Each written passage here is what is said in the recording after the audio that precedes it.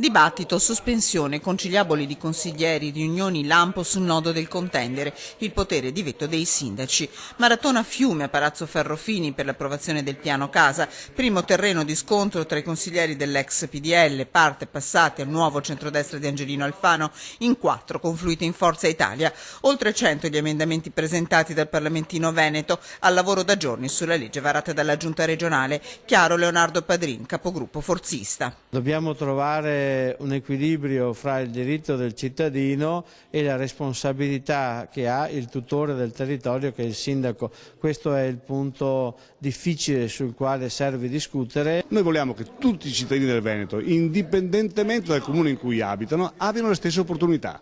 Perché così come fa lo Stato per tutti, dobbiamo farlo noi per tutti. Questa è la discriminante. Critiche durissime al piano casa arrivano dal Partito Democratico. Noi riteniamo che una legge di questo tipo non può mettere da parte il ruolo e la funzione programmatoria che i sindaci e le amministrazioni locali hanno per il proprio territorio. Se non fosse questo sarà una legge pessima che creerà tanto contenzioso e alla fine, secondo il mio punto di vista, i risultati saranno negativi. Acceso il dibattito anche nella Lega Nord dopo la presa di posizione dei sindaci contro il piano casa, tra cui spicca il segretario del Carroccio, primo cittadino di Verona, Flavio Tosi.